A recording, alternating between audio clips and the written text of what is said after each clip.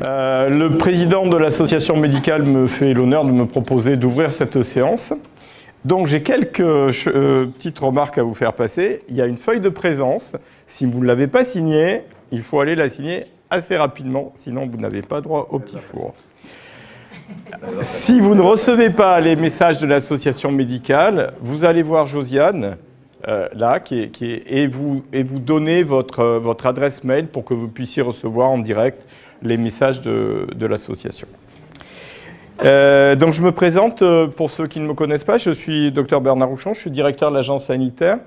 Et ce soir, donc sous l'égide de l'agence sanitaire, on a le plaisir de vous présenter trois projets importants, pas par la quantité des gens qu'ils ont concernés, mais importants par la qualité de ce qui a été fait et par le fait que deux d'entre eux ont été faits en proximité. Et vous savez que dans le cadre du DOCAMO, la réorientation de l'offre de soins va se faire vers un peu plus de proximité.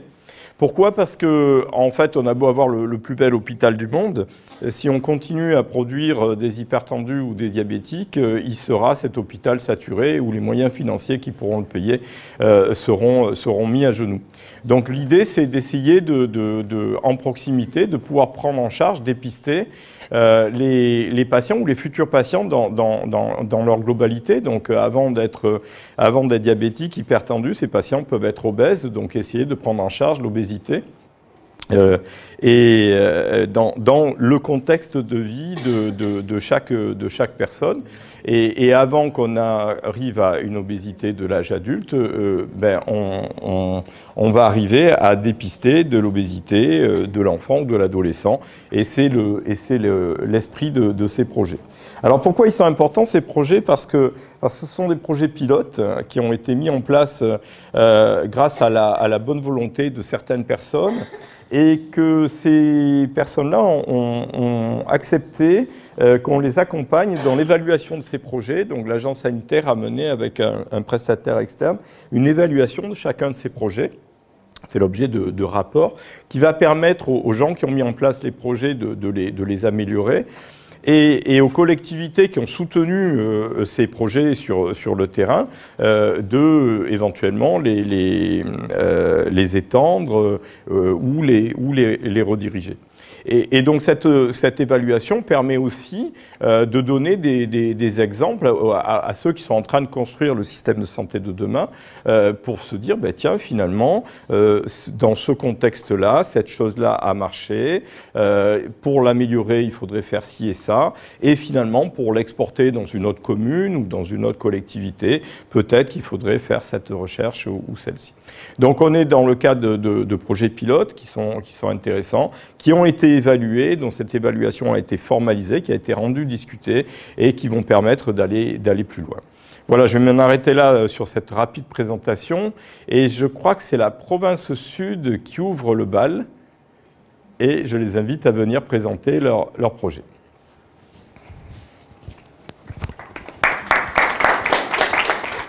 Oui, bonsoir tout le monde. Donc, je suis Ingrid Wamitan, je suis chef du service de la prévention et de la promotion de la santé à la province sud, à la DEPAS Sud. Je suis accompagnée de Virginie Giban. Normalement, c'était la diététicienne qui est en charge de la prise en charge au sein de la PMI de Moravel qui devait présenter. Elle n'a pas pu venir. Donc, du coup, c'est moi qui vais présenter et Virginie, qui est diététicienne au sein du service, pourra répondre aux questions s'il y a des questions spécifiques en matière de diététique, puisque je ne suis pas compétente en la matière. Donc l'objet, c'était de parler de la prise en charge précoce de l'obésité chez les jeunes enfants, donc nous entre 6 mois et 5 ans, en province sud. On a décidé de partir des constats parce que c'était important pour nous de repartir de la prévalence, notamment en Nouvelle-Calédonie. Et les chiffres sont marquants puisqu'à 6 ans, 11% des enfants sont en surpoids et 8% sont en obésité. Et cela ne fait qu'augmenter. À 9 ans, on a 18% d'enfants qui sont en surpoids et 11% en obésité. À 12 ans, 22% sont en surpoids et 20% en obésité.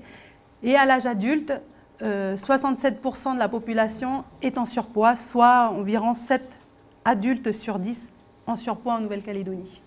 Donc on voit là qu'il peut y avoir une corrélation entre le fait d'être jeune en surpoids, obésité et d'avoir un surpoids quand on est adulte. En fait, l'épidémiologiste en nutrition, qui est chercheur aussi à l'INSERM sur la nutrition et la croissance, Roland Cachera, indique que 97% des enfants qui sont obèses ont eu un rebond précoce avant 6 ans et 65% des enfants obèses ont eu un rebond précoce avant 2 ans. Je ne vous apprends rien en vous disant que l'obésité et le surpoids conduisent à des risques, des complications, notamment psychopathologiques, cardio-respiratoires, métaboliques, endocriniennes, cutanées ou encore orthopédiques. Excusez-moi. Oui. Qu'est-ce que vous entendez par rebond précoce? Alors là, on va le définir plus tard, ce qu'est un rebond précoce. Ok, merci.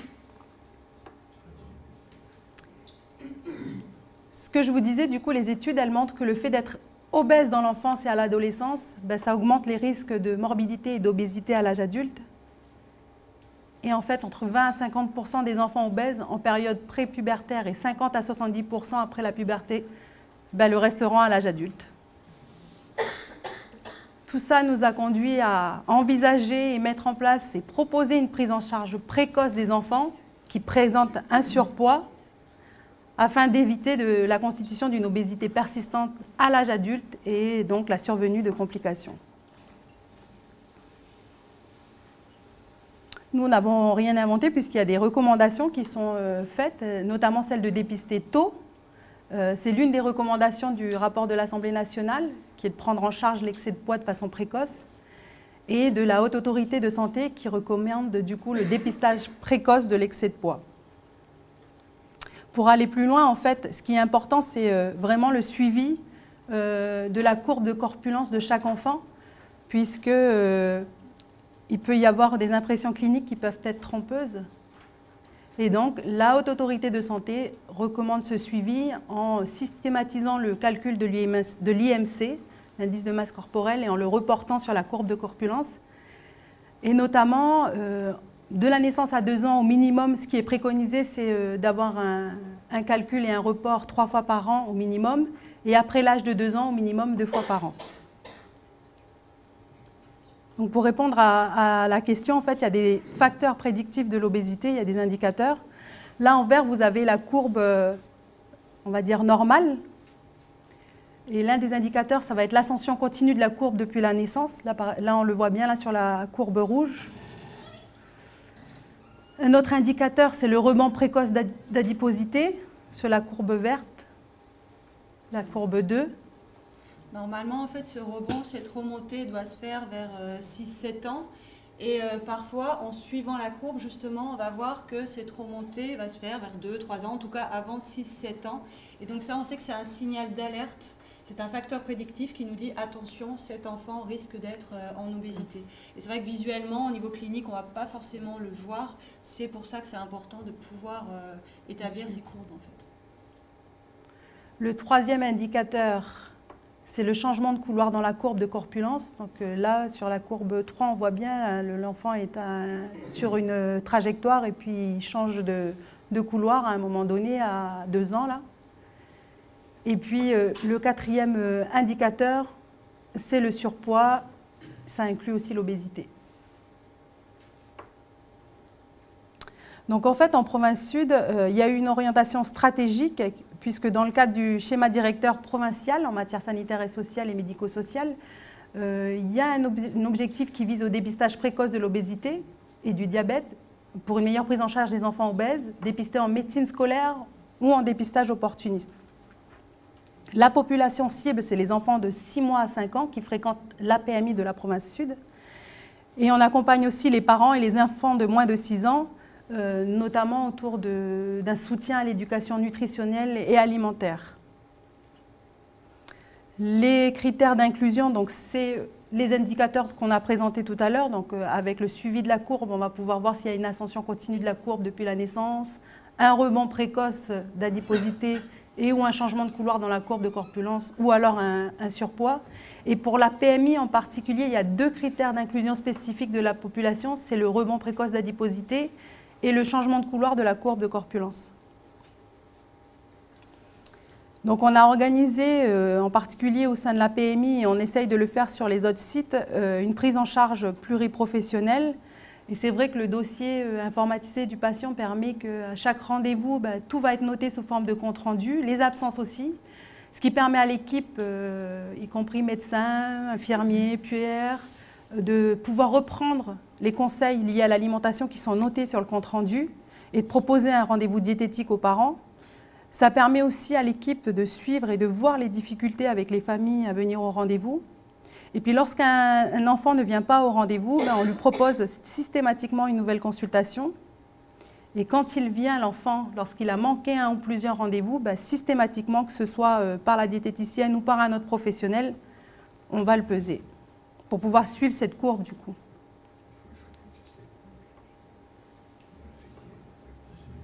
Ah, on a loupé une étape.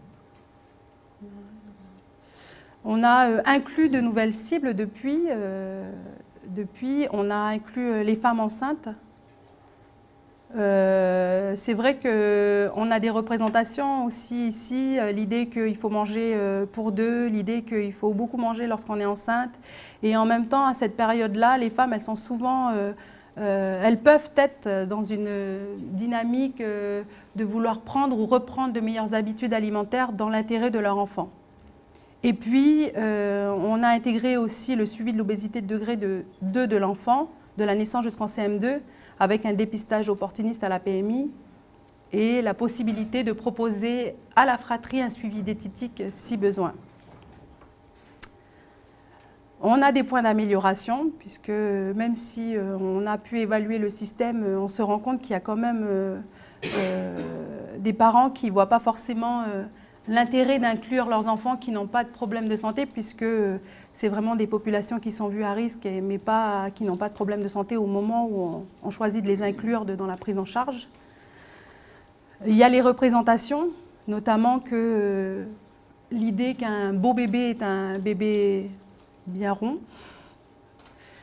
Il faut encore encourager l'ensemble des professionnels de toutes les structures de santé de la province à renseigner et à suivre ces courbes, parce que comme on l'a dit, c'est quand même l'objet de notre analyse qui nous permet du coup d'inclure ou pas les personnes à suivre. Il faut qu'on développe encore et on encourage cette prise en charge dans d'autres secteurs de la province sud que la PMI de Moravelle, parce que sur certains secteurs, c'est encore un peu compliqué. Donc il faut qu'on travaille encore pour développer cela sur les secteurs qui peuvent être assez éloignés de la PMI de Moravelle. Ce n'est pas forcément lié qu'à notre organisation, c'est lié aussi parfois au fait que la diététicienne, elle n'est pas repérée, elle n'est pas connue, que la population en général ne connaît pas ce métier et ne va pas forcément de façon naturelle là-bas. Donc il y a un gros travail aussi à faire pour encourager la population à venir voir. Et puis là, on s'est rendu compte que c'était nécessaire aussi de développer la prise en charge avec la psychologue, notamment aussi pour travailler sur la parentalité. Et du coup, nous, à partir de cette année, on va augmenter en particulier les permanences des psychologues à la PMI de Moravelle, puisqu'on a identifié ce besoin, donc on va y répondre.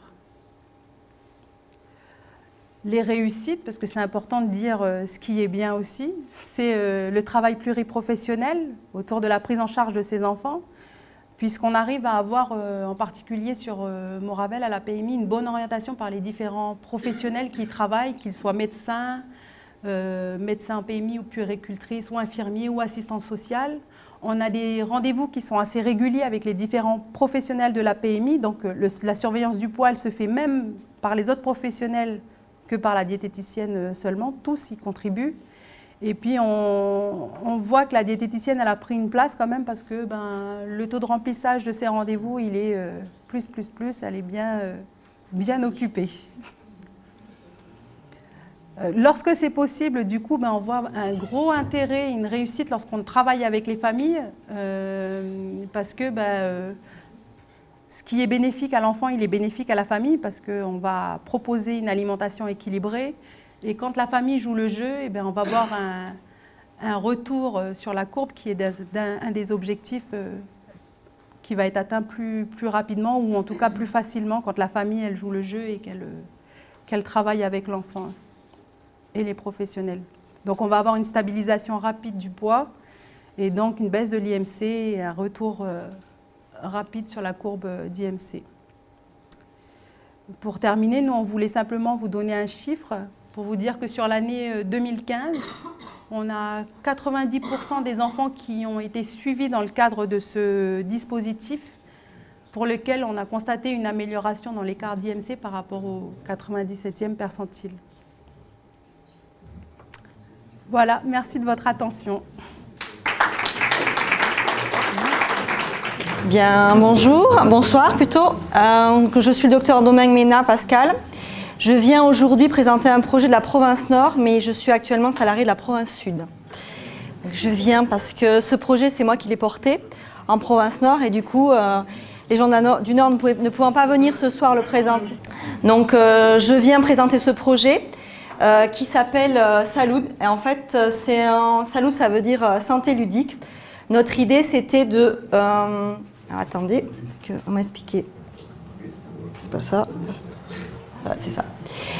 Notre idée, c'était, il y a quelques années, on faisait une analyse de la santé scolaire. En fait, tous les ans, on fait l'analyse des registres de santé scolaire. Et on a vu, au fil du temps, une augmentation exponentielle du nombre d'enfants obèses en classe. On est passé de 0,1% en 2001. Et en 2007, on est maintenant à presque 21% d'enfants obèses. C'est la visite scolaire qui comprend les maternelles moyens et en primaire. Ça, c'est en province Nord, c'est les données de la province Nord. Et du coup, en 2013, 2012, 2013, on s'est dit il faut faire quelque chose, il faut essayer d'enrayer cette augmentation.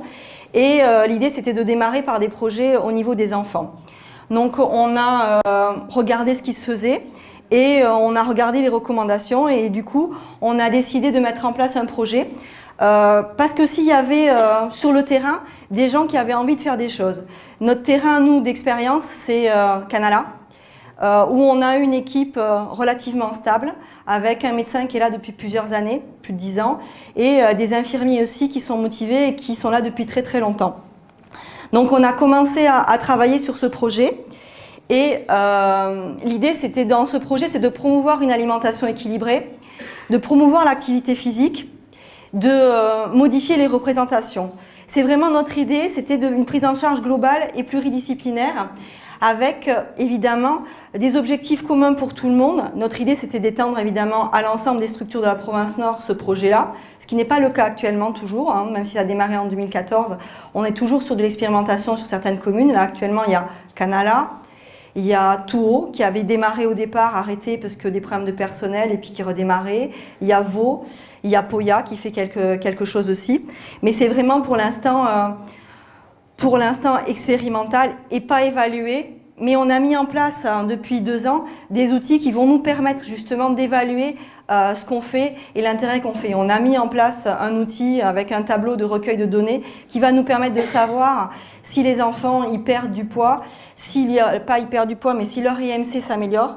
Et du coup, on a mis en place des outils qui donneront d'ici 1 ou 2 ans, dans la mesure où ils seront bien renseignés par les équipes sur le terrain, qui nous permettront de savoir si ce qu'on fait, ça sert à quelque chose ou pas, si les sous-publics qu'on y met, ils servent à quelque chose ou pas. En tout cas, on l'a fait. Maintenant, ça prend du temps, c'est toute une organisation et c'est compliqué à mettre en place.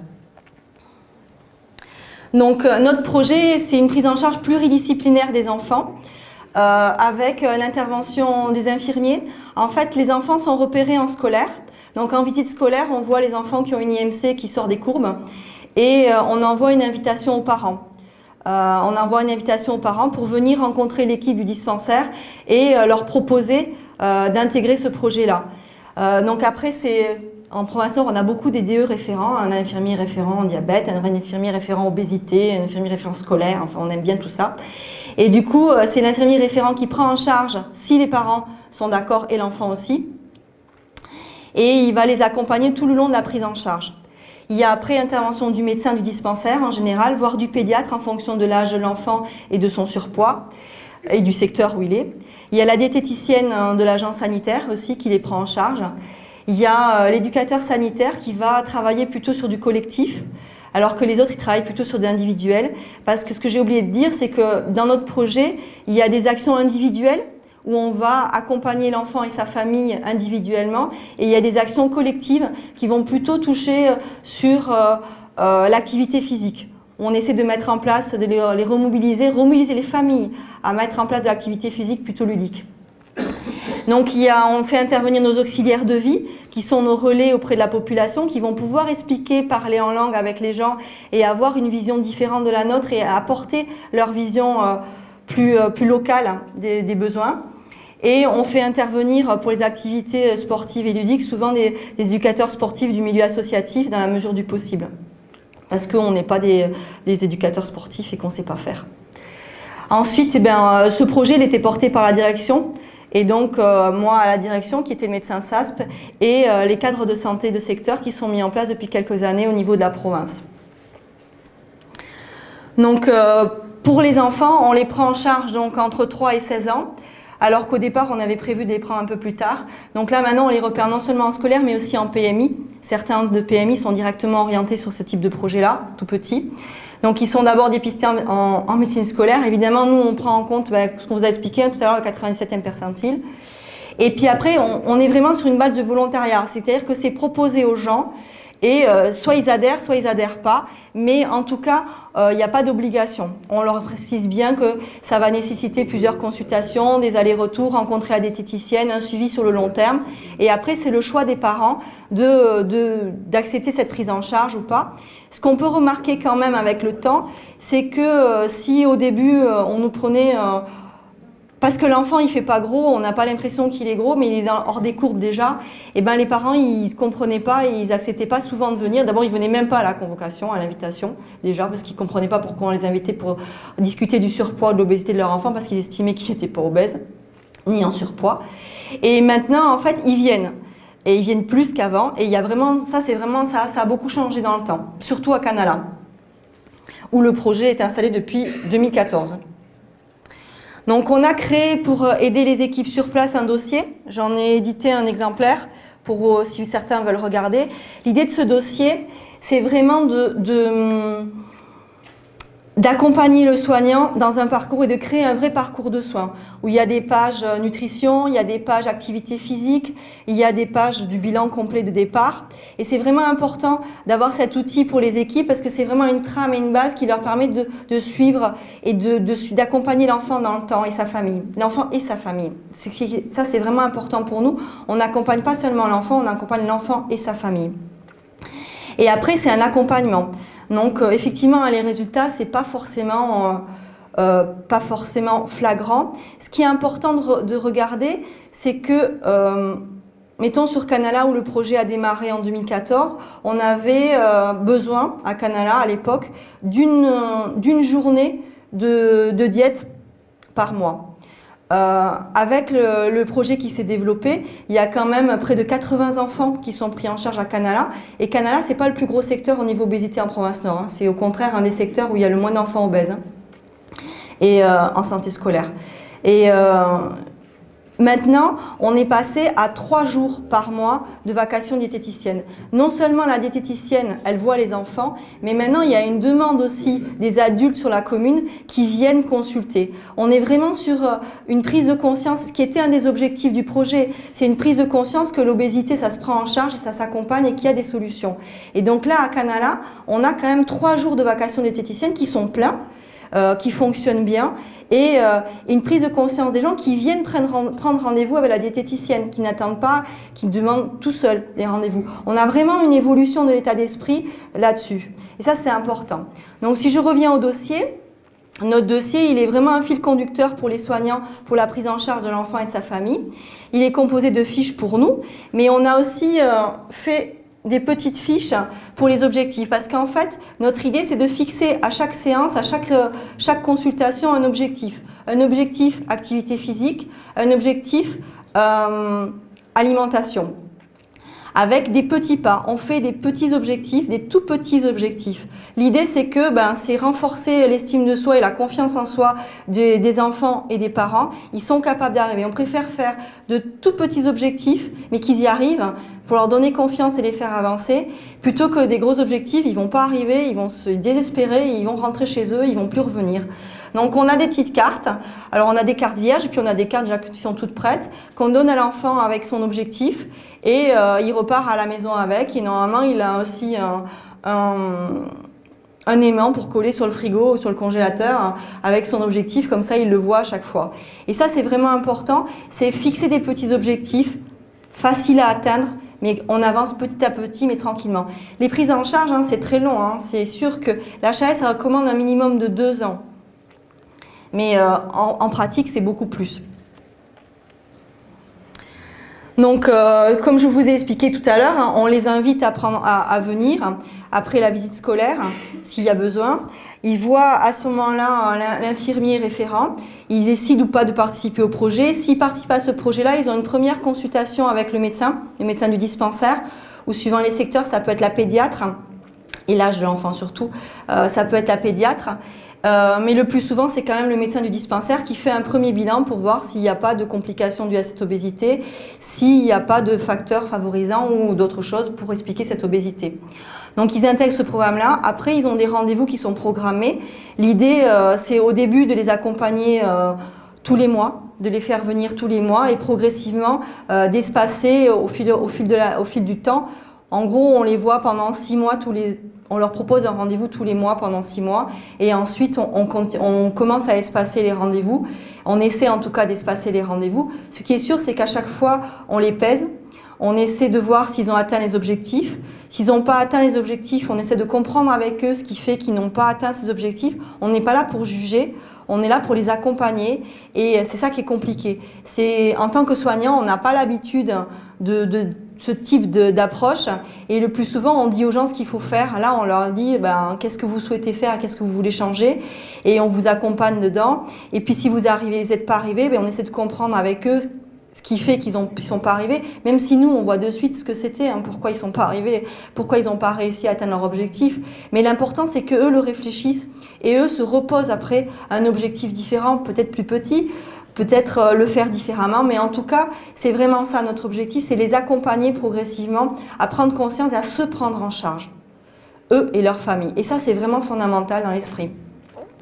Donc, ensuite, dans l'année, mettons à Canala, ils organisent 2 ou 3 journées récréatives où en fait, ils vont inviter les enfants et les parents. Donc en général, il y a des activités ludiques plus ou moins sportives, des jeux qui sont organisés avec les enfants. Il y a des jeux qui sont faits parents et enfants pour montrer aux parents qu'on peut jouer et bouger avec son enfant et s'amuser. Et il y a une partie des jeux qui sont purement pour les enfants. Et pendant ce temps-là, les parents participent à des ateliers où ils vont discuter de leurs difficultés par rapport à l'obésité de leur enfant, ou alors on va discuter alimentation avec eux. Ça dépend des fois, ça dépend des séances. Et ça dépend aussi du choix des parents. Des fois, on les interroge avant pour savoir ce qu'ils souhaitent faire la prochaine fois. En tout cas, sur Canala, ça fonctionne pas trop mal. Et c'est vraiment, c'est porté, honnêtement, c'est porté par une infirmière, l'infirmière, qui porte ce projet à bout de bras depuis 4 ans, qui est très très motivée. Il faut vraiment être motivé, et il faut vraiment, parce qu'il y a tout le reste du travail qui doit se faire derrière au dispensaire, c'est en supplément de l'activité habituelle, et c'est toujours compliqué à mettre en place et à suivre dans la durée. Elle est très très très motivée. Donc ce projet, il s'est construit petit à petit, au fur et à mesure des besoins qu'on a identifiés. Il n'a été pas structuré au départ. Progressivement, on a créé le dossier, on a créé des outils pour utiliser le dossier, on a créé un fichier pour suivre les patients et pour évaluer l'efficacité. Donc ça s'est monté vraiment progressivement. Mais ce qui nous a beaucoup aidé à avancer, c'est l'évaluation qui a eu lieu l'an dernier, en fin d'année dernière, qui nous a permis de mettre des mots et des résultats sur ce qu'on faisait bien. La prise en charge diététicienne, l'accompagnement, le fait de fixer des petits objectifs, le fait d'avoir une équipe motivée qui se dédie, qui prend du temps pour faire ça. Et puis il y a des choses qu'on fait moins bien, c'est-à-dire que c'est pas vraiment pluridisciplinaire parce que le plus souvent ils voient beaucoup la diététicienne et l'infirmière mais pas beaucoup le médecin. On n'a pas de consultation psychologue parce qu'on n'a pas de vacation psychologue dans les CMS. Et ça manque. C'est vraiment quelque chose qui est remonté du terrain où les infirmiers qui travaillent sur ces projets-là disent que c'est un manque, qu'il y aurait besoin d'un accompagnement pour certains enfants, certains adolescents et des fois pour certains parents aussi, un accompagnement. On a voilà, les éducateurs sportifs, c'est un peu compliqué aussi. On n'est pas sur Nouméa et Grand Nouméa, on a peu d'activités sportives organisées. On peut difficilement dire aux gens d'aller à ces enfants d'aller au club de foot parce que s'ils sont vraiment en surpoids, ils vont être en difficulté avec l'équipe de foot, ils vont pas être choisis, ils vont rester sur le banc de touche et donc c'est pas très intéressant pour de les envoyer sur ce type de choses. En tout cas, on n'a pas d'activité adaptée, on est obligé de les créer et ça c'est compliqué. Ça a un coût aussi financier important. Et qu'est-ce qui nous manque encore? C'est essentiellement ça. On n'est vraiment pas dans la pluridisciplinarité. On n'est pas assez dans la pluridisciplinarité. Par contre, il y a des choses qui marchent bien. Hein. Le suivi diète, ça marche bien. C'est porté par la province, hein, ça c'est important. Au niveau de la direction de la province, quand les équipes sur le terrain demandent du matériel ou un financement de certaines choses pour faciliter les actions, eh ben, on le met en place, on les accompagne parce que c'est dans le cadre de ce projet-là. Et ça, c'est vraiment important. Après, c'est vraiment la difficulté qu'on a, c'est de diffuser ce projet à l'ensemble des autres structures. Comme on n'a pas réussi à l'évaluer vraiment et à prouver que ça avait un intérêt, on a du mal à le vendre aux autres structures et à le rajouter à leurs activités quotidiennes. Et du coup, pour l'instant, ben, on s'en tient aux équipes qui sont motivées et qui ont envie de le faire. Et on attend les évaluations pour pouvoir... on va dire comme ça, l'imposer aux autres structures quand on serait vraiment sûr que le mode de fonctionnement qu'on a, il fonctionne. Voilà, donc on est en avance. L'évaluation nous a permis de regarder nos points faibles et de travailler sur ces points faibles pour essayer de trouver des solutions et de mettre en place un projet beaucoup plus complet, beaucoup plus pluridisciplinaire. Voilà pour moi.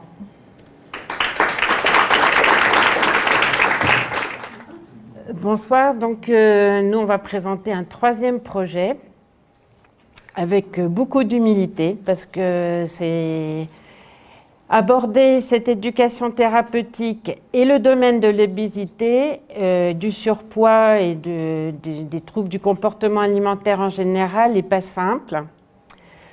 Pour ce qui concerne la pédiatrie, donc moi je m'appelle Isabelle Missotte, je suis pédiatre au CHT, je suis avec Aline Cotte qui est kiné, et Mayalène Burukoa qui est puéricultrice. En fait, comment on s'est retrouvés au départ, c'est en pédiatrie dans le projet de service qui date déjà de 8-9 ans, de 2009-2010. On avait souhaité inscrire dans l'activité d'hospitalisation de jour 2 projets d'éducation thérapeutique, un qui concernait l'aspect nutritionnel, et l'autre qui concernait le souffle, une école de souffle. En fait, ce projet-là, il est arrivé à une période où, en tout cas à l'hôpital et en métropole, il y a eu tout un dispositif de formation, de cadrage, on va dire, de l'éducation thérapeutique. Alors, moi, autour de moi, tout le monde dit « mais nous, en pédiatrie, on fait ça, de l'éducation, enfin, comme vous, au cabinet, de l'éducation, entre guillemets, on sait faire. » Mais on a quand même joué le jeu d'une formation, donc là, je dois reconnaître que c'était comme quelque chose d'une belle opportunité, puisqu'on a, nous, c'était 2013, 2014, 2015, pu bénéficier d'une formation avec la formation GRIEPS et la personne qui animait ça était M. Revillot, enfin, qui continue de faire ce type de formation, qui certainement nous a donné une dimension plus exigeante et surtout l'idée vraiment de construire un projet. Alors, ça a mis du temps, parce que le temps qu'il y ait une diététicienne, une kiné, un médecin, il fallait absolument qu'il y ait un médecin. J'aurais souhaité qu'il y en ait plusieurs, parce qu'il y a un petit manque de disponibilité du médecin. Mais bon, voilà, pour l'instant, je suis la seule ayant fait cette formation dans le service. Kiné, diète, infirmière et psychologue aussi. Enfin bref, on a réussi quand même à avoir une équipe, on y reviendra, pluridisciplinaire. C'était ce que regrettait Pascal pour le Nord. Mais là, c'est quand même quelque chose qui tient la route, d'accueillir donc les jeunes avec cette équipe, et il y a eu cette formation. Donc pourquoi bon, ça a été notre projet en fait dans la formation de construire un projet d'éducation thérapeutique donc concernant l'obésité. Donc nous on a choisi de travailler avec des ados. On avait envie d'avoir aussi des patients qui soient interlocuteurs un peu directs, même si bien sûr, même à l'adolescence, et particulièrement à l'adolescence, la famille est très importante. Et dans les ateliers qu'on a organisés, il y a un temps, bien sûr, avec les parents, assez important. Donc, vous connaissez les chiffres aussi de la santé quoi, dans le pays. Hein. Moi, quand j'ai commencé la pédiatrie, on était soucieux de la qualité de l'allaitement, de la diversification de l'alimentation, de la carence en fer. Et au fil des années, j'ai envie de dire presque pas besoin de chiffres, on les a vus, nos enfants, devenir de plus en plus forts, de plus en plus gros. Et donc là, on arrive dans des chiffres qui datent de 6 ans, mais il y a 40% de surpoids chez les jeunes âgés de 12 ans. Donc, il y avait ce contexte donc, épidémiologique, notre quotidien, notre choix aussi d'avoir des préados et ados, 11-16 ans, et on avait mis un critère d'IMC d'inclusion au départ de surpoids, un IMC au-dessus de 26, et en pratique, le recrutement s'est fait beaucoup par notre travail à l'hôpital, et souvent les IMC sont bien supérieurs à 26 d'inclusion, avec aussi déjà une, on va dire, polypathologie. On va voir un jeune parce qu'il a un RAA, il présente une obésité, on va lui proposer de venir aux ateliers. On a beaucoup de complications orthopédiques. Alors là, je dois dire que tes constats pour l'animation sportive, c'est vraiment quelque chose de très important. Mais là, on a un recrutement où on a vraiment des complications orthopédiques. Donc, c'est principalement les problèmes de hanche, épiphysiolyse, ostéochondrite de hanche, qui sont en plus source d'immobilisation et d'aggravation de l'obésité. C'est difficile de remotiver les gens, les épiphysiolyses, ostéochondrites, les problèmes de genoux et également des lombalgies chez de jeunes ados. Hein. Voilà, alors là, c'était nos critères. Et puis, oui, notre but, il n'est pas de... Quand on présente le projet aux jeunes et à leur famille, on ne présente pas un projet d'amaigrissement. Voilà. On ne peut pas faire commencer le truc à la télé, là, qu'on voit 50 fois par jour, comme j'aime, là, le régime miracle. C'est pas possible. Moi, personnellement, dans mon expérience, on va partir beaucoup plus simple, comme Pascal le dit. Et nous, ça va être simplement aussi de stabiliser l'IMC. Et quand on part à des grands IMC, c'est déjà beaucoup. Alors, quand on a 11 ans et on stabilise son IMC, on a encore, je vais dire, la croissance naturelle qui continue. On est en début de puberté et donc il peut y avoir un effet vraiment de baisse d'IMC. Mais le plus souvent, déjà une stabilisation, ça veut dire beaucoup dans la vie de tous les jours. Voilà. Et avec quand même, mais ça mes collègues en reparleront, une prise en charge qui pour moi est encore trop légère. Hein. Mais on vous expliquera notre dispositif. C'est vrai qu'on aimerait que ça soit plus intensifié.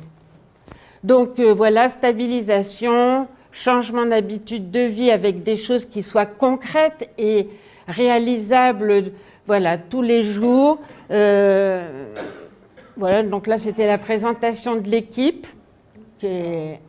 Voilà, et donc il y en a certains dans l'équipe qui n'ont pas fait la formation annuels d'éducation thérapeutique qui ont fait des ateliers dits on va dire, de formation rapide sur 3 ou 4 jours qui présentent les bases de l'éducation thérapeutique, l'éthique, les principes généraux et qui se sont associés à nous parce que le turnover, il existe aussi pas mal à l'hôpital. Hein. Voilà. Donc, voilà. Donc, alors en plus, nous, on a eu le déménagement et tout, donc ça a aussi créé des petites difficultés d'organisation. Je pense qu'on est en train de retomber sur nos pieds pour être régulier dans l'accueil. L'année dernière, 2016, il y a eu des périodes d'accueil et puis on n'a pas pu faire les ateliers pour X raisons. Du coup, il y a des délais trop longs entre cette accroche avec un jeune, sa famille, et puis le temps où on va un peu plus travailler avec lui. Merci de votre attention. Je passe à Maïaëne. Voilà.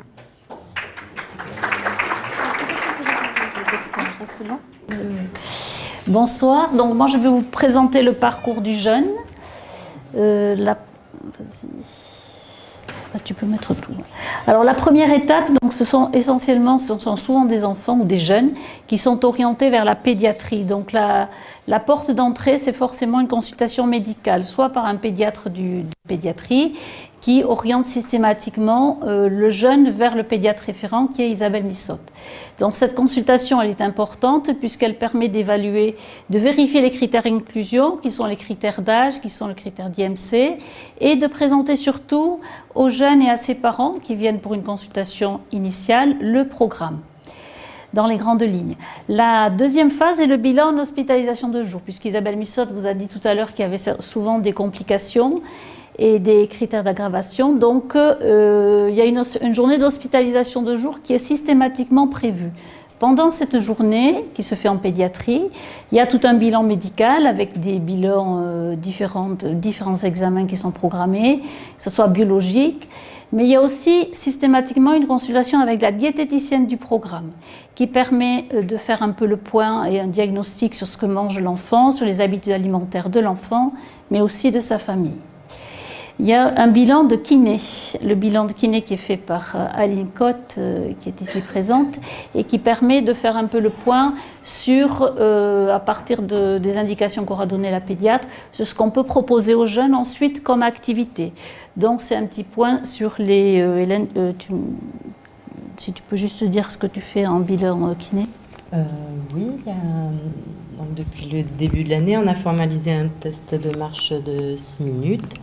Avec toujours des tests de souplesse. Et puis, pardon, je n'étais pas dedans. L'apprentissage de la ventilation abdomino-diaphragmatique, qui est un très bon départ. Et donc, on avait un step test au départ sur l'hôpital de Magenta, qui n'a pas pu être concrètement mis en place au niveau du Modipol. Depuis le déménagement, on a eu des adaptations, quoi. Oui, mais on ne peut pas y aller. Voilà. C'est dommage, on y a pensé également. Et des tests d'équilibre. Voilà. Donc cette étape est importante, mais l'étape aussi qui est très très importante pour nous, surtout à cet âge crucial qui est l'adolescence, c'est la rencontre avec la psychologue. Cette rencontre, elle est importante puisqu'elle rencontre le jeune, mais elle rencontre aussi ses parents. L'objectif étant de voir si on peut, si ce qu'elle aura observé pendant l'entretien, ce dont elle aura discuté avec la famille, permet aux jeunes d'intégrer le programme. Et on a certains jeunes qui, à l'issue de l'entretien avec la psychologue, on sait dès le départ qu'ils ne pourront pas intégrer un groupe, mais qui nécessiteront plutôt un suivi en individuel. Il y a des jeunes qui sont quand même en grande difficulté, qui sont également suivis en pédopsychiatrie, donc qui ont des difficultés associées, qui les rendraient, qui sont des enfants qui sont vulnérables et qui seraient vraiment en difficulté en intégrant ce type de programme, même si tout le monde est bien certain qu'ils en tireraient profit. Donc ce n'est pas parce qu'ils sont récusés à la suite de cet entretien psychologique qu'ils n'intégreront jamais le programme, mais il y aura un travail à faire et avec Casado souvent, puisqu'ils sont bien impliqués dans le programme pour voir comment on peut aborder le jeune et la famille. À l'issue de ces différents bilans, qui est un bilan pluridisciplinaire, on fait une synthèse, c'est-à-dire qu'on se réunit, chacun, c'est des regards croisés sur la situation, qui nous permet d'identifier les points forts de la famille, du jeune, identifier aussi les risques quand il y en a, et pour voir comment on peut comment on peut orienter le programme. Ce que je ne vous ai pas dit dans la phase initiale de l'hospitalisation de jour, qui se fait le jour de l'hospitalisation, qui se fait aussi en différé, c'est tout l'entretien avec la famille. L'entretien, c'est des choses très concrètes. C'est à quelle heure tu te lèves le matin, qu'est-ce que tu prends au petit déjeuner, qui te prépare le petit déjeuner. Et c'est tout au long de la journée, on va reprendre toutes les étapes de la journée, toutes les étapes de la semaine, pour voir comment s'organisent les choses.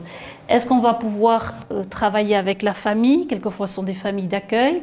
Est-ce qu'on va pouvoir, on verra tout à l'heure, c'est des tout petits objectifs, c'est-à-dire combien il fait de mètres en marchant pour arriver jusqu'à l'école, combien il pourrait en faire, etc., pour travailler sur des objectifs d'évolution. Donc, c'est vraiment cet entretien motivationnel, qui nous permet de faire un diagnostic éducatif partagé avec la famille, c'est connaître les habitudes de vie au quotidien de l'enfant. Ça nous permet d'établir un diagnostic éducatif, c'est-à-dire qu'on va identifier les points forts sur lesquels on va pouvoir s'appuyer et les limites, parce qu'il y a souvent beaucoup de limites. Ça va nous permettre aussi, et ça c'est souvent le pédiatre qui le fait, de mettre en place un contrat de sécurité. Quelquefois, sur le premier contrat, on ne va pas du tout travailler même sur l'alimentation, sur le sport. On va s'intéresser au traitement qu'il doit avoir, soit pour des RAA, soit pour d'autres pathologies, et qu'il ne prend pas. Donc, quelquefois, on est obligé de partir de ça pour ensuite travailler sur tout ce qui est alimentaire et sportif, activité physique plutôt. Ensuite, la charte de déontologie, puisque c'est quand même un contrat qu'on passe avec la famille, une charte qu'on doit faire signer, et c'est un engagement pour la famille d'accompagner le jeune à chaque séance. On verra comment se déroule le programme. Ça, c'est pas gagné, parce qu'il y a des parents, ils disent oui au départ, au docteur Missotte, donc c'est pour lui faire plaisir quelquefois, parce qu'elle les a bien convaincus, elle sait bien les convaincre du bienfait du programme. Mais en fait, se lever à chaque vacances scolaires, motiver le jeune pour venir aux ateliers, c'est pas gagné d'avance. Donc il y a tout un travail qui est à faire, et c'est réellement un engagement entre la famille et l'équipe d'éducation thérapeutique.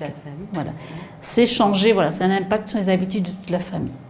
C'est un programme qui se déroule sur 2 ans, à partir du moment où le jeune, donc à l'issue de la réunion pluridisciplinaire, on va décider tous ensemble, avec les parents, que le jeune peut intégrer le programme. Donc la première étape, c'est un programme qui se déroule pendant les vacances scolaires. Ce sont des jeunes qui sont scolarisés en collège, qui sont souvent en difficulté scolaire. Ça, c'est ce qu'on remarque dans les programmes pour de multiples raisons.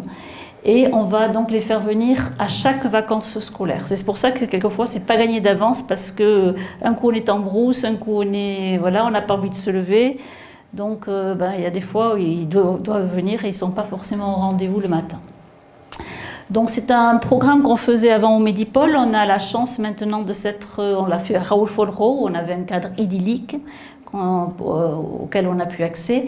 Et donc maintenant, on est au CSSR. Il y a une convention qui a été signée entre le CSSR et le CHT pour qu'on puisse bénéficier de leurs locaux, qui sont intéressants pour nous, puisqu'on a des salles, on a une balnéothérapie, ils ont une belle piscine, on a un beau plateau sportif, on a un parcours de marche, on a une cuisine thérapeutique, donc tout ce qu'il nous faut pour pouvoir mener à bien ce programme. Donc on se déplace sur le CSSR pour les différents ateliers. Donc l'entrée dans le programme, c'est 2 jours de formation initiale. 2 jours de formation initiale où on va aborder tous ces thèmes. Alors ça peut paraître un peu... c'est complet, sauf qu'on fait des interventions qui sont courtes, parce que c'est 1 heure, maximum 1 heure et demie, parce que ce sont des adolescents, et on sait très bien qu'on est obligé d'alterner des moments où on va discuter, des moments où on va jouer, des moments où on va bouger, et des moments où on va manger, parce que le temps de repas est très très important. Alors, ces ateliers, ces différents ateliers, il y a tout un programme d'ateliers qui est animé par les différents partenaires du programme, donc la diététicienne, le pédiatre, le kiné, l'APA qui est l'animateur sportif, le CSSR met à notre disposition des animateurs sportifs qui nous sont bien utiles puisqu'ils sont formés en éducation sportive adaptée. Donc comme disait Pascal Domingue tout à l'heure, on ne va pas leur proposer n'importe quel type d'activité. Et le bilan kiné qui a été fait au départ nous permettra de dire aussi, d'identifier les restrictions qu'il peut y avoir pour chaque jeune en fonction des pathologies qu'ils présentent. Donc de mon assiette à mon corps, donc ça c'est un atelier qui est animé par Isabelle Missotte. L'objectif étant de faire comprendre aux jeunes comment se passe la digestion depuis le moment où on regarde l'assiette. On a toutes les sensations qui nous arrivent avec ce qui nous est présenté dans l'assiette. Ensuite, tout le processus de digestion. Et souvent, dans cet atelier, elle termine avec, elle part toujours d'exemples au niveau de la famille, c'est-à-dire que ça lui permet aussi d'aborder les pathologies qui sont associées aux problèmes d'obésité. Et si l'on partait en voyageant le corps, donc ça c'est tout un travail sur les sensations que peut éprouver le jeune quand il respire, quand il bouge. C'est un atelier qui est animé par la kiné. Et si l'on bougeait, donc ça c'est des activités sportives, l'objectif étant de leur faire découvrir. Alors, quand on leur demande qu'est-ce que vous faites comme sport, alors systématiquement c'est voler, c'est des activités scolaires. L'objectif étant de leur faire découvrir d'autres types d'activités qui peuvent retrouver chez eux, parce donc on fait appel à l'association de karaté, on a un partenariat avec l'association de karaté. Par le biais du projet culturel du Medipôle, on a maintenant on va avoir accès à d'autres types d'activités. Le slam, qui leur permet de s'exprimer d'une autre manière. On va avoir aussi le rap, on va avoir du hip-hop. Donc des activités qu'ils ne connaissent pas forcément ou alors qu'ils ne pratiquent pas tous de manière régulière. Ensuite, les groupes d'aliments, tu connais, ça c'est l'atelier qui est, c'est plus classique, hein, c'est l'atelier qui est animé par la diététicienne, toujours avec des méthodes un peu ludiques. On rejoint l'équipe de la province Nord, on ne fait pas des cours parce qu'ils sont toute la semaine en cours. Donc là, ils nous font bien comprendre dès le départ du programme qu'ils sont en vacances et qu'ils n'ont pas envie de nous entendre parler pendant 2 heures. Donc ça dure un petit peu, mais il faut vite varier les approches. L'alimentation au quotidien, donc ça c'est un travail qu'on fait avec les parents, c'est-à-dire qui fait les courses, on reprend qui fait les courses, comment on fait les courses, c'est la diététicienne comment on prépare les repas, le repas le matin, le midi, le soir, comment on fait un équilibre sur la semaine, sur la journée, comment on peut faire un équilibre sur la semaine, et qu'est-ce qu'on peut se permettre de temps en temps. L'idée étant toujours de garder la notion de plaisir, on n'est pas dans l'interdiction, on est dans des petits objectifs, un objectif de prise de conscience et de changement des habitudes de vie.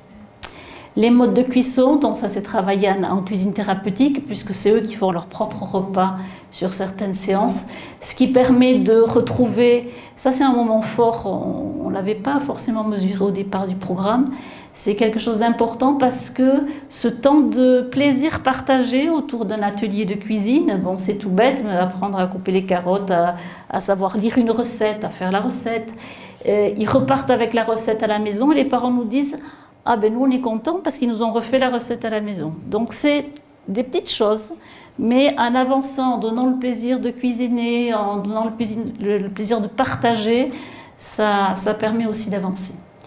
Le dernier type d'atelier, bien-être et santé.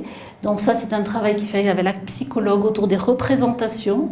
Donc elle travaille beaucoup à partir de photos, le photolangage qui permet à chaque jeune de s'exprimer, d'exprimer ce qu'il ressent, d'exprimer quelle est pour lui sa notion de bien-être, de santé, qui est quelque chose de très différent en fonction de chacun.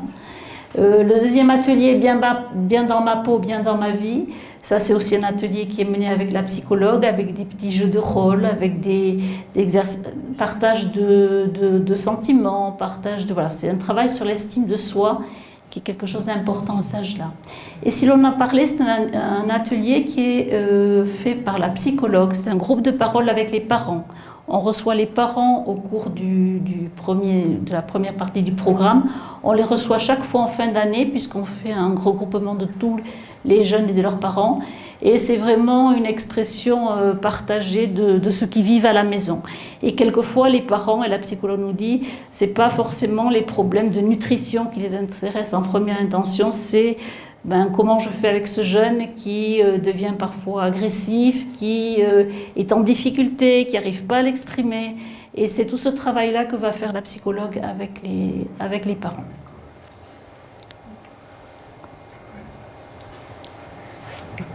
À toi. Donc, on passe aux effets du programme. En fait, nous avons fait un court extrait de l'évaluation qui a été appelée par l'agence sanitaire, qui a été réalisée par Sophie, qui nous honore de sa présence. Donc, on n'a pas exprimé toute l'évaluation, mais quand même, on souhaitait mettre un petit extrait de cette partie qui a su mettre en valeur le projet. Donc, comme on dit, de voir les côtés qui ne vont pas, que l'on n'a pas de moyens, qu'on fait avec les moyens du bord, moyens constants, on se démène à droite à gauche pour les jeunes.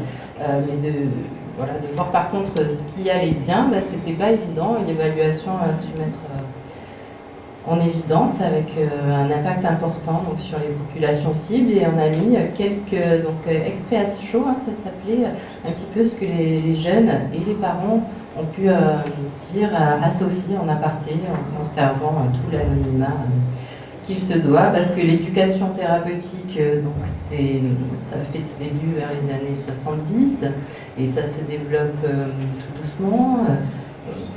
Mais quand même prend de plus en plus d'ampleur au niveau justement des effets qu'on en a. Donc l'éducation thérapeutique, on sait que ça marche, mais comment?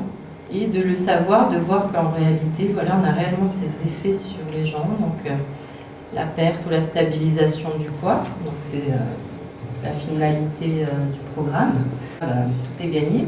On s'est remis au sport. Il y a réellement des changements de comportement qui ont été observés dans les vies des jeunes et des familles, donc par cet accompagnement au fur et à mesure des années.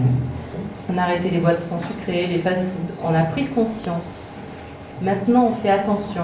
Donc il y a eu vraiment des prises de conscience qui les ont accompagnés. C'est pas toujours évident, à évoquer plusieurs moments, mais en effet, quand une maman ne réalise pas qu'elle a sa propre obésité, c'est parce qu'en fait, ça va devoir remettre en cause tout son fonctionnement de la famille, de comment faire les courses, qu'est-ce que je propose au repas.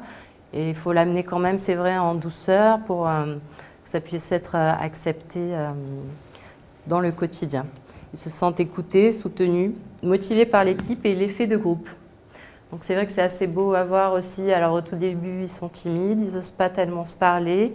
Et puis au fur et à mesure des journées, des activités qui vont nous lier, où on va apprendre à se découvrir, à se révéler aussi, ça va vraiment créer une sorte d'équipe où on s'accompagne mutuellement. Et puis bien sûr, le jeune qui a vécu la même chose que moi, qui est dans le programme depuis plus longtemps que moi, s'il me dit des choses, je vais peut-être plus l'apprendre de lui, qu'il a vécu, que de ma kiné, qui n'a pas de souci de poids. Ça n'a pas le même impact et c'est plus parlant pour les jeunes. Ça devient accessible. Hop. Alors, les résultats, donc on a mis des chiffres, parce que beaucoup de gens, les institutions attendent des chiffres, donc voilà nos chiffres. Alors, une population modeste, bien sûr, comme on a pu l'évoquer. On a fait tout ça à moyens constants, avec, comme on a pu, avec beaucoup de volonté et de motivation sur cette nouvelle école, si on peut dire, de l'éducation thérapeutique, qui fait ses preuves dans certaines situations très complexes, parce que nos jeunes que l'on suit, alors souvent, donc ils sont déjà plus ou moins pathologiques, plus ou moins déjà compliqués, en pleine période d'adolescence, enfin bref, quelque chose d'assez compliqué. Donc pour ça, on les rencontre à chaque vacances scolaires, mais ce n'est pas forcément suffisant pour tout le monde. Et ils vont avoir besoin aussi de ressources à l'extérieur, par certains professionnels qu'ils peuvent rencontrer sur leur route, qui peuvent être aussi des soutiens, donc que ce soit leur médecin traitant, que ce soit leur spécialiste, leur infirmière scolaire, leur diététicienne qu'ils voient à l'extérieur, et qui peuvent devenir véritablement des partenaires de l'action. Et c'est pour ça qu'on va vous afficher cette prochaine diapo qui va présenter les différents indicateurs de notre carnet de suivi. Voilà, donc on parle de l'IMC. L'IMC, ça on ne le présente plus, hein. Il est tout à fait présent dans toutes les recherches actuelles.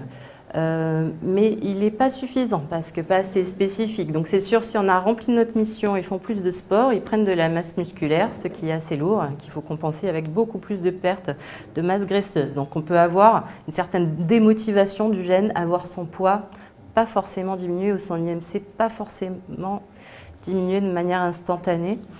Et on ne veut pas que ce soit un signe d'échec à ses yeux.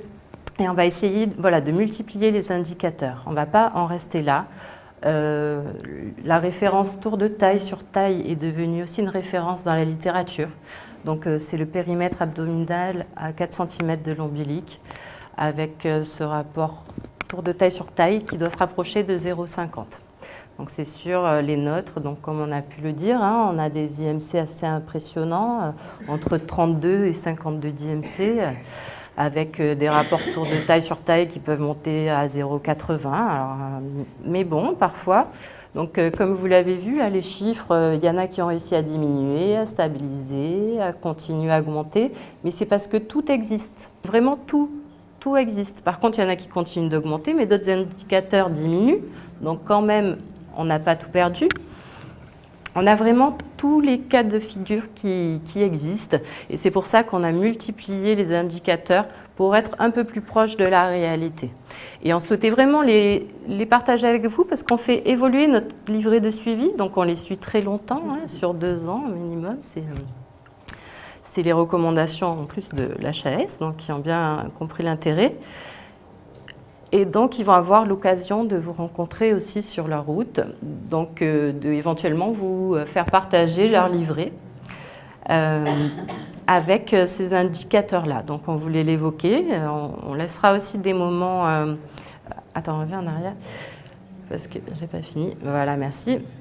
Ces indicateurs, si vous avez des moyens d'en mesurer certains, ou l'envie et le besoin, vous pouvez nous les transmettre ou s'il y a certaines transmissions aussi qui ont besoin d'être faites à ces moments-là.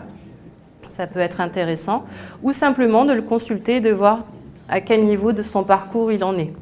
Donc on a toujours le quantitatif. Hein. Le quantitatif, quand même, on a besoin de mesurer certaines choses. Alors, depuis cette année, normalement, on a accès à un impédancemètre qui mesurait la masse musculaire. Donc, il peut être un peu plus stimulant que la balance avec les poids habituels. Et on a créé, donc, dans les indicateurs qualitatifs, on a appelé ça l'EVA du bien-être, parce que ça parle à tout le monde, l'EVA, voilà, d'avoir une petite échelle de 0 sur 10. Et en fait, c'est l'issue d'un travail donc, du photolangage sur le bien-être, où les jeunes vont réaliser leur propre définition du bien-être, et où on va, à ce moment-là, leur demander d'imaginer comme un petit thermostat à l'intérieur de soi et de se demander parfois, voilà, entre 0 et 10, où j'en suis de mon bien-être. Donc, une fois qu'ils ont réussi à poser leur définition, leurs propres critères du bien-être aussi, hein, chacun a les siennes, ils ont leur petit indicateur interne à se dire « Ah ben tiens, aujourd'hui, je suis combien sur mon bien-être ?» Entre 0 et 10, et qu'est-ce que je peux faire pour l'améliorer? Parce que bien sûr, ça a des conséquences sur le poids. Avec le suivi des objectifs, comme l'a très bien dit Pascal, et les nouveaux objectifs s'il y a besoin de partir sur d'autres. Voilà, donc ça c'était pour notre travail en commun, qu'on puisse le partager. Et voilà, on a le plaisir de vous adresser le nouveau mail des consultations de pédiatrie, qui est la formule d'adressage unique. Donc, vous sera centralisé les patients que vous souhaitez adresser donc, au docteur Missot en premier lieu, qui bénéficieront de leur consultation initiale et qui ensuite dérouleront tout le parcours comme a été décrit précédemment. Donc, nous vous remercions de votre attention.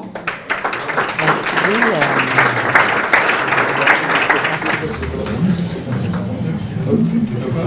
Alors bonsoir, je me propose d'ajouter un nouveau point de vue à la prise en charge pluridisciplinaire pour la surcharge pondérale et l'obésité, en particulier chez l'enfant. Je vais faire très court puisque Bernard avait annoncé des petits fours et que je pense que vous y pensez tous autant que moi maintenant. Donc je vous promets, on m'a dit 7 minutes. Voilà, ça sera fait. Donc en fait, ça part d'une étude qu'on a fait en 2012 et pour laquelle je suis contente que tout le monde ce soir ait cité les chiffres de la première étude de prévalence de l'obésité en Calédonie chez l'enfant.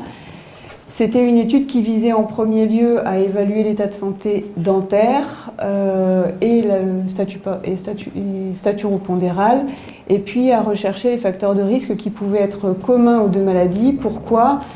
Pour ne pas mettre en place un programme de prévention et d'éducation à la santé bucco-dentaire qui soit déconnecté des autres programmes qui existaient déjà, et notamment le programme Mange mieux bouge plus, qui fait de la promotion de l'équilibre alimentaire. Donc le programme Mes dents, ma santé a été créé en 2014 suite à cette évaluation. C'est le premier programme territorial qui fait de la promotion de la santé dentaire. Avant, il y avait des projets, il y avait de la prévention dentaire sur le territoire, mais il n'y avait pas de programme territorial coordonné. Je vous épargne cette diapo, j'ai dit que j'allais faire vite. Vous savez tous qu'on n'est pas tous égaux face à la santé, qu'il y a des inégalités sociales, que dans certaines catégories sociales, il y a un cumul de déterminants de santé et de facteurs de risque, que ce cumul s'aggrave au cours de la vie, que les personnes socialement les plus défavorisées vont être plus touchées par l'obésité, par les pathologies dentaires, par les maladies non transmissibles en général, et donc elles partent au départ de leur vie avec un risque, elles finissent avec des maladies. Donc qu'est-ce qu'on va vouloir faire au final? C'est contrebalancer ces inégalités et cibler les populations, les groupes de population, les environnements dans lesquels tous ces facteurs de risque et ces déterminants de santé se cumulent pour essayer de rééquilibrer un petit peu l'état de santé. Alors, on a fait une étude donc, sur une cohorte d'enfants de 6 ans, 9 ans, 12 ans, parce qu'on avait besoin d'avoir un large aperçu de ce que représentait la proportion des pathologies dentaires et de l'obésité en Calédonie. Vous avez pu regarder les différents indicateurs cliniques qu'on a recensés, les déterminants de santé, qu'on n'a pas toujours pris au même âge parce que c'est assez difficile de faire des études épidémiologiques dans lesquelles on arrive à recueillir des informations à la fois par le biais d'un examen clinique qui était donc réalisé par des dentistes et des aides investigateurs, à la fois des données qui viennent des parents et qui sont retrouvées dans les dossiers scolaires, et à la fois certaines données qui viennent des enfants eux-mêmes, mais avant l'âge de 12 ans, on ne peut pas décemment leur demander, par exemple, quelle est leur communauté ethnique. Avant 12 ans, on ne peut pas éthiquement demander ça à un enfant. Ensuite, on a pris les enfants selon certains critères cliniques et on les a classés dans 4 catégories. Donc, soit l'enfant était dans la catégorie sain, il ne présentait aucune pathologie infectieuse d'origine dentaire et il n'était ni en surpoids, ni obèse, n'avait pas d'adiposité abdominale, d'obésité abdominale, pardon. Soit il était dans la catégorie maladie orale, donc il avait des pathologies dentaires, mais il n'était pas en surpoids. Soit il était en surpoids ou obèse et n'avait pas de pathologie dentaire, soit il cumulait les deux maladies. On se demandait s'il y avait des facteurs qui pouvaient influencer le fait d'être dans l'une ou l'autre de ces catégories et qui pouvaient influencer le fait de cumuler les deux maladies, qui sont donc les maladies dentaires reconnues par l'OMS comme des maladies chroniques, qui présentent les mêmes facteurs de risque que les maladies métaboliques. Donc pour ce qui est de la prévalence, on a déjà beaucoup parlé des chiffres de l'obésité ce soir, qui sont donc ici. On n'a pas beaucoup parlé de la prévalence du ratio tour de taille qui présente le risque des pathologies cardiovasculaires, mais il y avait quand même une forte prévalence, notamment chez les enfants de 12 ans, avec 34% d'enfants qui avaient un ratio tour de taille sur taille plus élevé que 0,5.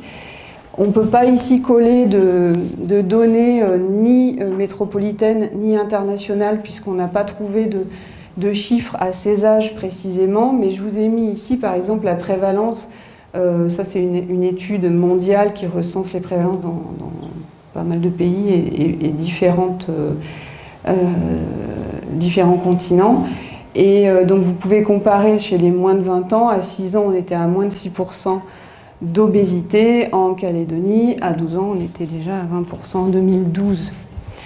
Pour les pathologies bucco-dentaires, la France en 2012, la Calédonie en 2012, là c'est une cohorte de 6-12 ans, là on a les 6, 9, 12. Si on regarde que les foyers infectieux dentaires, donc qui appellent un recours de soins urgent, on était à 13% à 12 ans, et à 3% en métropole. Après, ça c'est la répartition des enfants selon les 4 catégories dont je vous ai parlé. Donc, il y avait 37% d'enfants sains, 27% d'enfants qui présentaient uniquement des pathologies dentaires, 20% d'enfants qui étaient en surpoids ou obèses et 17% d'enfants qui cumulaient les 2 types de pathologies. Donc qu'est-ce qui se passe par rapport aux facteurs de risque? Les enfants qui étaient originaires de la communauté polynésienne avaient un surrisque d'être en surpoids ou obèses et présentaient également un risque d'avoir des pathologies dentaires associées. Les enfants d'origine mélanésienne et calédonienne avaient un surrisque d'associer les pathologies dentaires avec une surcharge pondérale. Donc il y a un risque communautaire, on l'avait vu chez les adultes avec le baromètre santé, mais on l'a remarqué aussi chez les enfants forcément. Par rapport à la province, les jeunes qui étaient en province nord avaient un risque plus important pour l'association des 2 pathologies et particulièrement aussi pour les pathologies dentaires. Et en province des îles, les enfants avaient un risque plus important uniquement pour les pathologies dentaires. Pour ce qui est de la capacité masticatoire, on a créé un indicateur qui a été composé à partir d'indicateurs cliniques et d'indicateurs déclaratifs qui sont validés pour avoir un effet diminutif sur la capacité masticatoire. Donc la capacité masticatoire, on peut soit la mesurer par le nombre de couples dento-dentaires qu'on va observer chez l'enfant, on fait mordre sur des petits papiers, on regarde combien il y a de points, on regarde combien il y a de couples sur les molaires et les prémolaires et on sait à peu près si l'appareil manducateur peut être efficace. Là, on l'a fait, mais on a aussi créé cet indicateur composite pour être plus précis et pour être sûr de vraiment recenser tous les enfants qui avaient une capacité masticatoire diminuée, parce qu'on est en cours d'évolution. La dentition change, il y a des dents qui tombent, donc on peut avoir des couples masticatoires en moins, mais par contre on peut avoir une capacité masticatoire diminuée du fait des pathologies dentaires qui seraient passées inaperçues à cause de cette évolution de la dentition. Et quand on a fait rentrer ce critère donc, composé en fait, dans l'algorithme de la comparaison des différents groupes, on s'est rendu compte que les enfants qui avaient une capacité masticatoire diminuée avaient un risque accru d'être en surcharge et d'avoir une association des pathologies dentaires et de la surcharge pondérale. Donc la capacité masticatoire est un facteur de risque également pour la surcharge pondérale. Ce qui veut dire que non seulement il faut prendre en considération la capacité masticatoire dans le domaine préventif, c'est-à-dire que faire de la prévention, ça ne vise pas forcément à diminuer la prévalence d'une seule pathologie, mais de plusieurs. En rentrant comment? En rentrant par les facteurs de risque qui sont communs, en rentrant par les déterminants de santé qui sont actifs sur différentes pathologies, donc là plus particulièrement les enfants d'origine polynésienne, calédonienne, mélanésienne, en province nord, pour le surpoids et l'obésité, mais les pathologies dentaires aussi. Et puis, pour l'objet de la présentation de ce soir, il faut aussi avoir en considération que la prise en charge du surpoids et de l'obésité chez le jeune, mais chez l'adulte aussi, elle ne doit pas écarter la prise en charge dentaire de la personne. La réhabilitation dentaire est importante. Ça a été montré en métropole sur le suivi de patients adultes post-sleeve. Les adultes qui ont une capacité masticatoire diminuée vont plus souvent à l'échec suite à une sleeve que des adultes qui ont une capacité masticatoire conservée. Chez un adulte, on considère qu'en dessous de 4 couples prémolo-molaires, donc quand on regarde comme ça, c'est assez facile à regarder. Si on a 4 couples dentodentaires à partir de la prémolaire qui peuvent se toucher, on considère qu'en dessous de ce critère de 4 couples, on a une diminution de la capacité masticatoire. Ça veut dire quoi? Ça veut dire que chez ces adultes, on a pu montrer qu'ils avaient des difficultés à rediversifier leur alimentation, à faire rentrer des aliments plus texturés, ou alors à devoir les préparer d'une façon qui était surcuite, donc dénaturée, et ils perdaient certaines vitamines, certains apports. Donc c'est compliqué, donc après ils arrêtent et c'est un échec. Donc au niveau des enfants, mais au niveau des adultes aussi, n'écartez pas de votre regard que si vous voulez travailler sur l'alimentation, il va falloir l'ingérer, il va falloir la mastiquer. Alors tout en gardant le plaisir, il faut vraiment penser à la fonction. Et la fonction masticatoire, elle est vraiment importante pour la digestion. Voilà, je vous avais promis 7 minutes, j'espère que j'ai tenu mes promesses.